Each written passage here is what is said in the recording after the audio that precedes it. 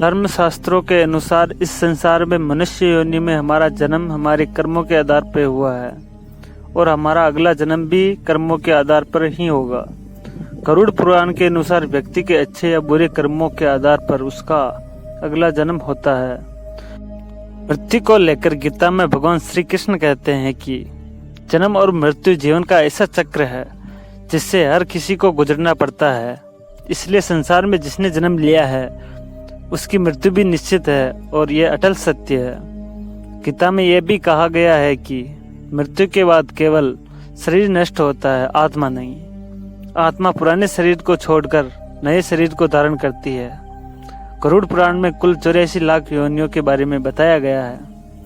इसमें मनुष्य योनि को सबसे श्रेष्ठ योनि माना गया है। गरुड़ पुराण में कर्मों के आधार पर जन्म लेने वाले योनि के बारे में बताया गया है, यानी मृत्यु के बाद आपका जन्म किस योनि में होगा यह पहले से ही निर्धारित है, क्योंकि आप अपने जीवन में जिस तरह का कर्म करेंगे मृत्यु पश्चात उसी के आधार पर आपका अगला जन्म भी होगा।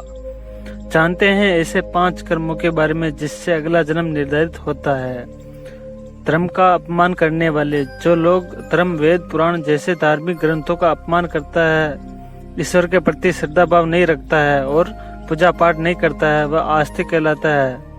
गरुड़ पुराण के अनुसार ऐसे लोगों का अगला जन्म श्रान यानी कुत्ते के रूप में होता है। मित्र के साथ छल करने वाले, दुनिया में मित्रता का रिश्ता सबसे खूबसूरत होता है, लेकिन कुछ लोग मित्रता के रूप में शत्रु बने रहते हैं। गरुड़ पुराण के अनुसार ऐसे लोग जो मित्रों के साथ शत्रु बनकर छल करते हैं उनका अगला जन्म गिद्ध के रूप में होता है।